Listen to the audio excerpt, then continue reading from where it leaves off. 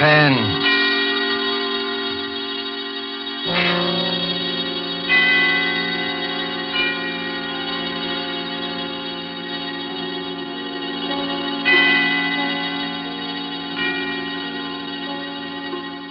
This is the Man in Black, here again to introduce Columbia's program, Suspense. Our leading lady tonight is Miss Nancy Coleman, one of Hollywood's most powerful and resourceful young stars, whose performances you may have admired in King's Row, the current Warner Brothers picture Edge of Darkness, and other noted films. The story called Fear Paints a Picture is tonight's tale of suspense. If you've been with us on these Tuesday nights, you will know that suspense is compounded of mystery and suspicion and dangerous adventure. In this series are tales calculated to intrigue you, to stir your nerves, to offer you a precarious situation, and then withhold the solution until the last possible moment. And so it is with Fear Paints a Picture and Miss Nancy Coleman's performance. We again hope to keep you in suspense.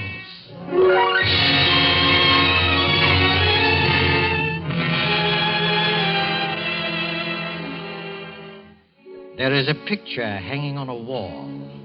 You look at it casually. An extraordinary picture, you'll say, skillfully done. Look at those fine brushstrokes, those superb colors. But isn't the subject matter a little bizarre?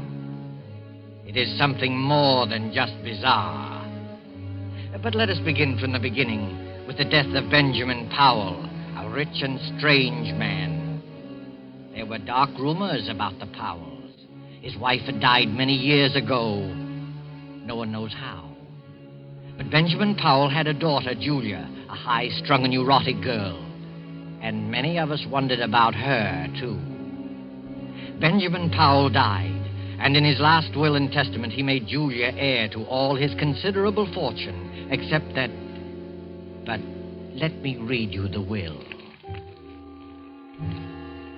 I, Benjamin Powell, being of sound mind and in full possession of all my faculties, hereby request that after my death, my daughter Julia live with Mr. Harvey Lyons, my lifelong friend, until her 23rd birthday, at which date all my worldly belongings will come into her possession, provided that nothing untoward happens to her by that time. But in the event that she is incapable of taking over my estate upon her 23rd birthday, I hereby appoint Harvey and Laura Lyons as my final heirs, there being no other living blood relatives, and trust to their judgment that they will take care of Julia adequately and with kindness. Signed, Benjamin Powell. 3 months later, seated around the huge, ornate fireplace of the dark wainscoted living room, are 3 silent people. The heavy drapes that run from the high ceiling to the floor move softly in a gust of wind. For the past quarter hour, no one has spoken. Harvey reads his newspaper, Laura knits with nimble fingers, and Julia stares with unseeing eyes at an unopened book. You're not reading, Julia. I'm not concentrating. Are you feeling all right? I'm all right. You do look a little tired, Julia. Perhaps you'd better get some rest. I'm not tired, Harvey. I've been wanting to ask you... In a week, Julia will be 23. Isn't that wonderful, Harvey? Next Tuesday's her birthday. We'll have a party. I'll get old Tom and his fiddle, and we'll have a real old-fashioned party. Harvey, what did Father mean by the will? The will? Julia, perhaps you better go to bed. You look a little pale. The will said I might not be able to take over the estate by my 23rd birthday. What does it mean?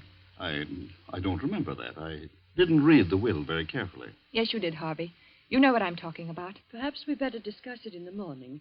You're tired, I'm Julia. not tired, Laura. Please, Julia, I'd rather you wouldn't ask me. That's a delicate handkerchief, Julia. Twisting it will only tear the lace. I'm sorry. I didn't realize it. It's one of your best handkerchiefs. It's no use, Laura. I've got to know. You're a very high-strung girl, Julia. And I'd rather not upset you before bedtime. Upset me? You sort of get moody very often, Julia. Harvey. Laura, I'm not going to bed until I find out what all this means. I've got to find out. You don't like your room, do you? No, I don't. It's too big. The wallpaper. I don't like the pictures on the wall. There's nothing wrong with a big room. Everyone prefers a large room. Everyone likes pictures on the wall. Well, maybe it's the kind of pictures. Yes, it's the pictures. They rub me the wrong way. You see, your feelings about things are different. Different from the feelings of normal people. Normal people? Oh, I'm sorry. I shouldn't. I can't stand this torturous way of telling her. I'll tell you, Julia. Your mother died in an asylum. She went mad after her 23rd year. It's been in the family for generations. I never saw my mother. I thought... We didn't want to tell you this. I wish we hadn't, but you forced us. You mean I'm liable to become insane? Well, you see, any one of us can become insane. There's nothing wrong with me. I'm perfectly all right. I'm as sane as anyone. Being high-strung doesn't make me mad. I don't like it here. I don't like this house. I'm sane. I'm sane. Of course you are, Julia. There's nothing the matter with you. You'll be all right. Your father wasn't sure, that's all. You're as sane as any of us. Come along. I'll take you to your room. We'll have a cup of tea together.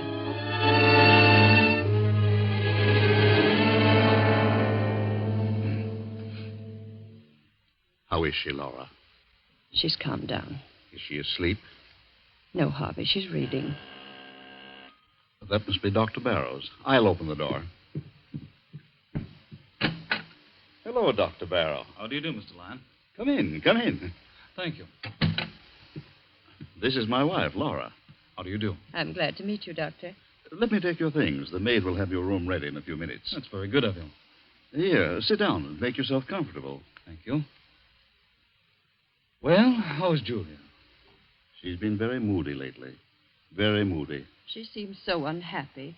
I've tried to draw her out, but I haven't been much good at it. Is she still grieving over her father's death?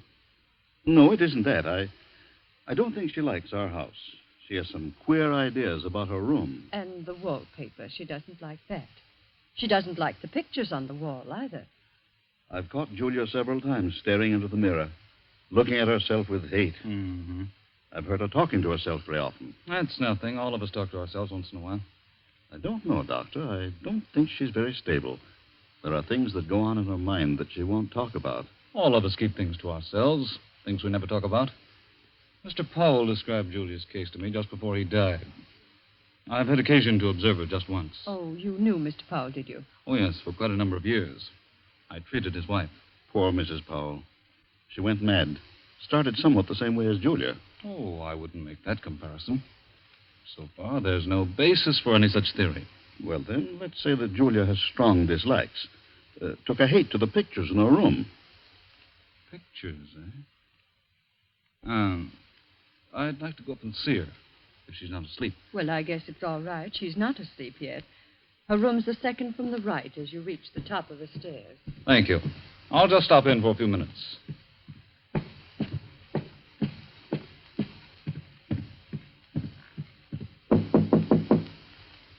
Come in. Hello, Julia. You remember me, don't you? No, not exactly. I'm Dr. Barrow, a friend of your father. I treated your mother. My mother? No, don't be alarmed. I'm staying with your guardians for a few weeks. Do you mind if I come in for a few minutes? No. Well, this is a fine room, Julia. A very comfortable one. I don't like it. It's too big, makes me uncomfortable. Nonsense. You're just imaginative. You think someone might be hiding in here while you're asleep. Is that it? It isn't that. Don't you like that picture, Julia? What picture? The one you're staring at. I wasn't staring at it. I just... Just looking at it, eh? Looks like a fine painting. I don't like it. I'm going to have it removed. You can if you like, Julia, but I don't think you should. It's an unpleasant picture. Gives me nightmares. Look at it. That frightful-looking man about to come through the doorway, and the unsuspecting girl sitting in a chair with her back towards him. He's not frightful-looking at all. It's just the black scarf around his neck. He's about to kill her. You certainly have a vivid imagination. I'm sure the artist had no such idea in mind. I hate the picture. I'm going to ask Harvey to take it out of here. No, Julia. You mustn't be afraid of it. The longer you keep looking at it, the less afraid of it you'll be. You've got to conquer your fears, or they'll conquer you. Well, that picture has a horrible fascination for me. I can't take my eyes from it. Last night, I dreamed that the man in the picture came through the door with a knife in his hand and killed the girl. It was an awful dream. But that was only a dream. If I take that painting off the wall, you'll find other things to be afraid of. Now, you do as I say. Forget about that picture. Get a good night's sleep. Nothing like a good night's sleep to lift your spirits. If that picture fascinates you, keep looking at it. Don't be afraid of it. Will you do that? Yes, Dr. Barrow, if you say so. That's fine. I'll see you in the morning. Good night, Julia. Good night.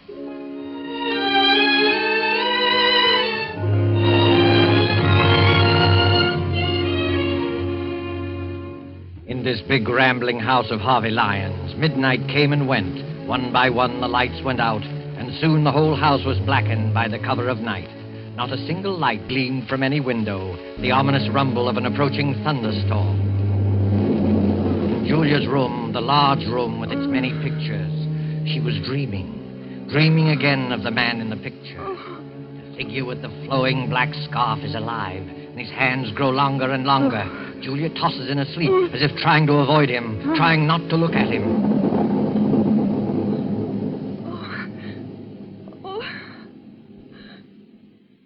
Who's there?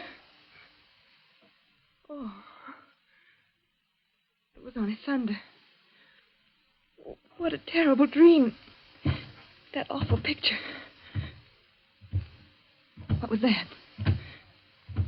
There's someone in this room. Someone's hiding in this room. The light. Where's the switch? Where is it?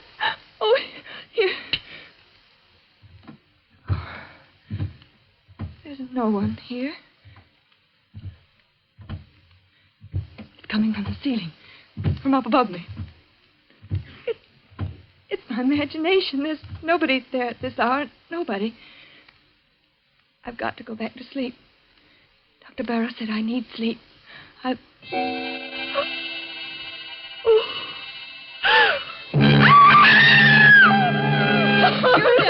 Julia, what's happened? What are you doing out here in the hallway? Pull yourself together, Julia. That man. What man? The man in the picture. He's moved. What do you mean? The picture. The man at the door. He's not at the door. He's inside the room. You must have been dreaming. Of course, dear. It was only a dream. I heard a scream, and Julia, what's happened to you?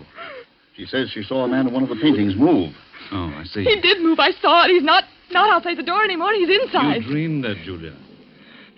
That's what I said. It wasn't a dream. The thunder awakened me. I woke up and heard footsteps coming from the ceiling. I thought it was my imagination, and then I looked at the picture. The picture I told you I didn't like, Doctor. The man was inside the room. That's hardly possible, Julia. Figures and pictures can't move. Of course not. It was just a bad dream. No, it's true. I saw it. Come along, Julia. We'll all take a look at the picture. No, I don't want to go back into the room. No. There's nothing to be afraid of. Come on, Julia. Don't be frightened. You've got to fight off these delusions. Here, give me your hand. Come along.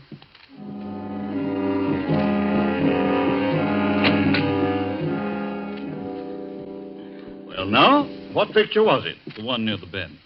Oh, yes, the picture by Gregory. It's one of our oldest paintings. Well, there it is. It's the same as I saw it a few hours ago. Look at it, Julia. I can't believe it. The man with the black scarf is still outside the door. And he'll stay there until that picture crumbles to dust. I could have sworn I saw him inside the room approaching the girl. Dreams can be very vivid. And there are no footsteps coming from the storeroom. I must be out of my mind. I could have sworn. It's nothing at all, Julia. All of us occasionally have vivid, realistic dreams. Once I dreamed I was being chased by a herd of elephants. It was so real I heard the thundering footsteps even after I woke up. It was so... Delusions can be very real and horrifying. You do believe, don't you, Julia, that it was only a nightmare? Yes, I think so. If Julia wants to, I'll take the picture out of her room. I don't think it's wise. You have to fight these unreasonable fears. That's true, Julia. Never give in to them. Well, I'll go crazy if I keep looking at that picture. It might be the other way around, Julia. If you run away from it, the mental disease prevalent in your family will take firm hold in you. You will get worse and worse, as Dr. Barrow says, until you be afraid of your own shadow. You'll be afraid of everything, of everyone you meet, afraid to be alone, afraid to be with people, afraid of yourself, afraid of your own clutching fingers. No, don't tell me anymore. Please, Mr. Lyons, there's no need for this kind of talk. Julia, look at the picture. It's nothing but some paint on a canvas with a frame around it. There's nothing about it that can harm you. And the danger lies in yourself. You've got to keep staring at it as often as you can by candlelight or in the dark until you've learned to laugh at it. It won't be easy. I'll try. That's fine. I knew you had courage. I'll get you a sedative so that you'll be able to sleep. I'll be all right in the morning. I'm sorry I became hysterical. And I'm sure you won't let yourself go anymore. I promise. You're sure you're not afraid now? No, I'll be all right. I'm sure I'll be all right.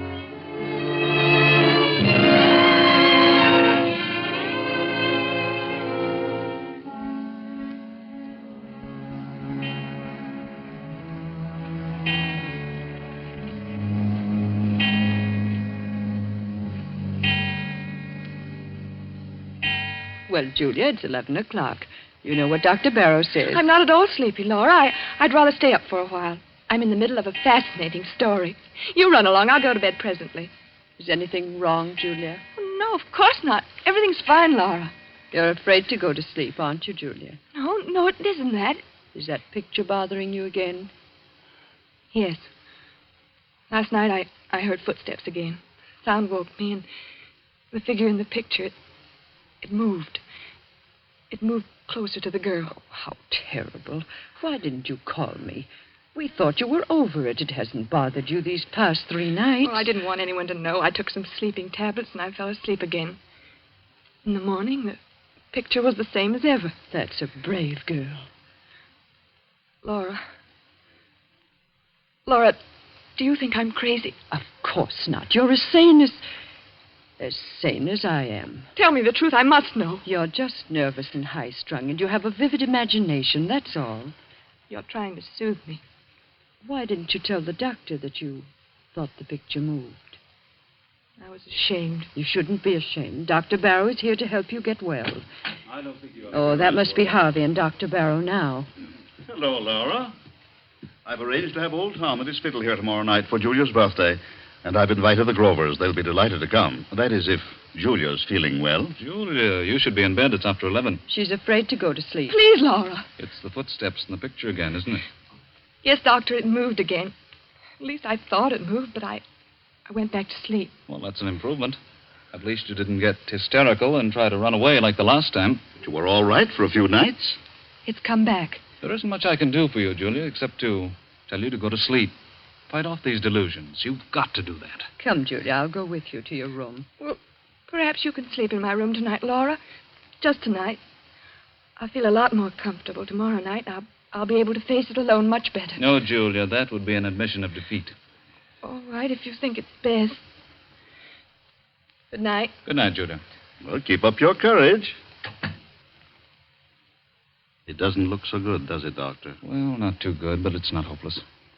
She has an unstable mind subject to delusions which become very real to her. Her obsession about the picture's not so bad. We all suffer occasionally from optical illusions, but hearing footsteps coming from the storeroom above her is... Storeroom? How did you know there's a storeroom above her? Your wife told me. Oh, of course. Well, that storeroom hasn't been opened in years. I guess there's no point in investigating it, is there? I don't think so. Those footsteps, like the moving figure in the painting, are all in her mind. Her mother behaved just like that before she went mad, didn't she? Well, there's some similarity. You haven't been to the storeroom recently, have you? No, I just mentioned to you that it hasn't been opened in years. Oh, yes, so you did. Forgive me for not listening more closely. That's perfectly all right, Doctor. Well, I just hope that Julia will be well for her birthday party tomorrow. Oh, I had no idea she was having a birthday. How old will Julia be? She'll be 23. Well, I must remember to get her a gift. Oh. Well, I guess I'll go to bed. So will I. I'll see you in the morning.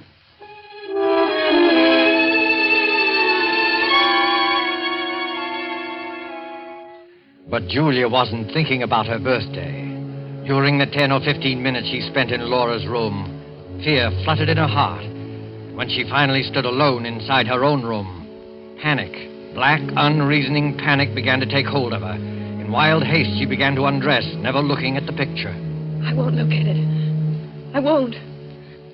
I'll go right to sleep. I'll take some pills and fall asleep. What was that? Oh. It was nothing. Nothing at all.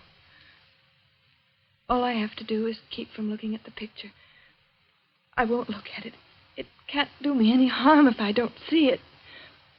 I mustn't even think of it. I'll think about the trip I made to South America. It was a wonderful trip. The sunset.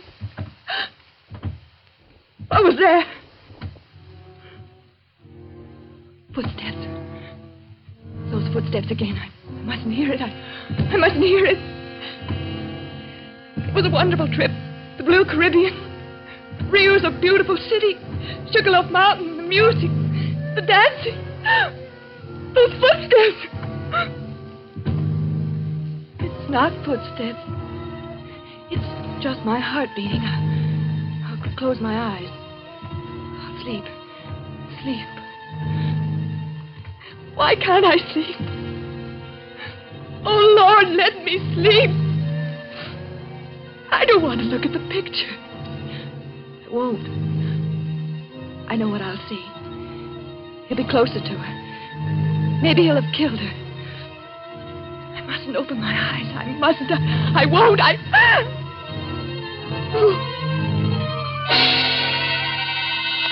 got to look at it.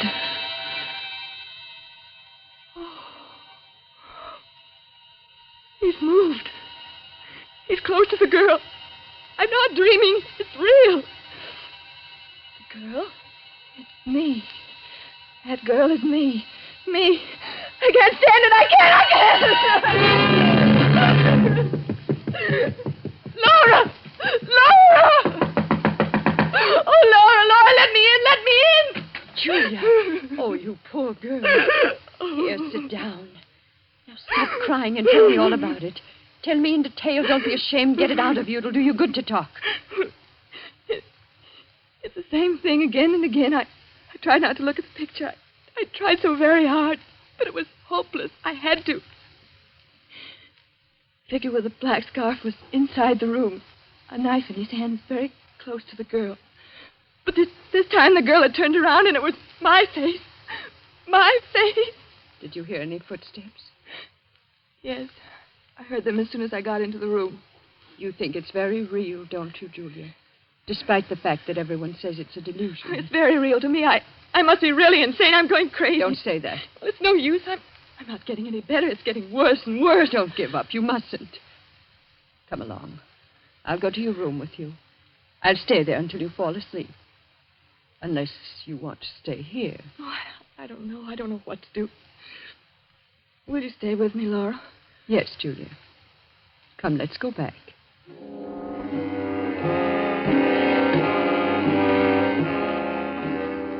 Well, the picture doesn't seem to... What's the matter, Laura? Nothing. Nothing at all. There. Did you hear it? Footsteps? It was probably a board creaking. Now you go to sleep. I think everything will be all right in the morning. You won't leave me? No, Julia. I'll be here. Thank you, Laura. Thank you very much.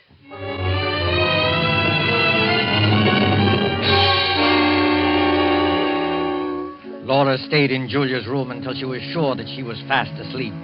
Then carefully she tiptoed out of the room, closing the door gently behind her. Julia slept peacefully, feeling safe and secure. Several hours passed, and then suddenly Julia awoke.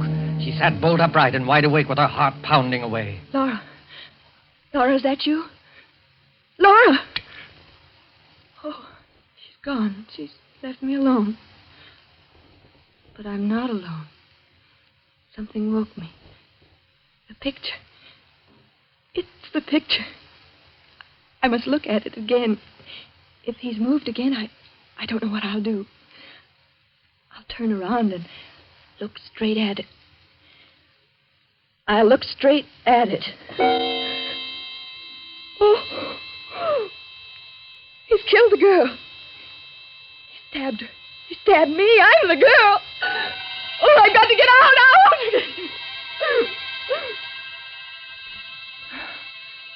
It's no use. I've lost everything. My reason, my sanity. I can't fight it anymore. I can't fight against you and the black scarf. And now you're here. I can touch you. I can feel you. It's real this time. What do you want me to do? No. I won't run away. I won't scream. Do I want to spend the rest of my life in an asylum like my mother? No, I don't. I don't. You're pointing at the window. You want me to open the window? Yes. I'll open it. You say it will be best for everybody if I jump. Yes. It's the only way out. The only way. I'll do it. I'll do it now without thinking. It will only take a moment. Julia! Harvey, Stop. Laura. We came just in time. I've got her, Harvey. She's safe. I'm safe. You can come out from behind that chair, my friend. Friend? Come out or I'll shoot.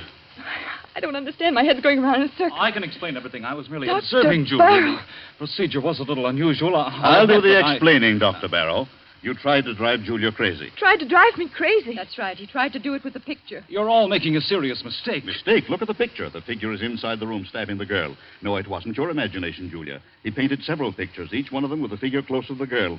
He used the storeroom upstairs. That's why you heard footsteps. I got suspicious when I found a black scarf in his room.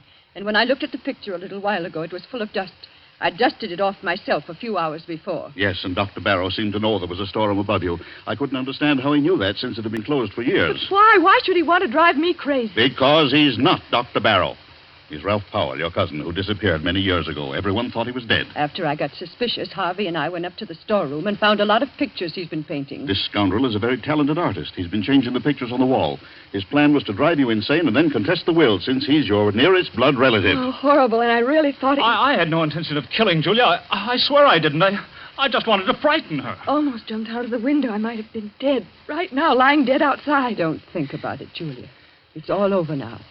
You're all right. I'm not insane. Of course not, Julia. Why, I almost forgot. It's already Tuesday. Happy birthday, Julia. How does it feel to be 23 years old? It feels wonderful.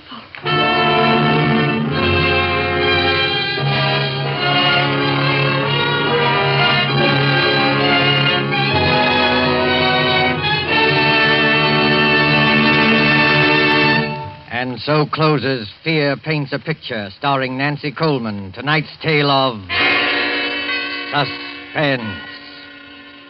Appearing with Miss Coleman were Edwin Maxwell as Harvey Lyons, Fred Mackay as Dr. Barrow, and Beatrice Benaderet as Laura. This is your narrator, the Man in Black, who conveys to you Columbia's invitation to spend this half hour in suspense with us again next Tuesday, when our star will be Mr. Peter Lorre in the suspense play called The Moment of Darkness. William Spear, the producer, Ted Bliss, the director, Lucian Marowick, the composer, Lat Gluskin, the musical director, and Sigmund Miller, the author, collaborated on tonight's Suspense. This is the Columbia Broadcasting System.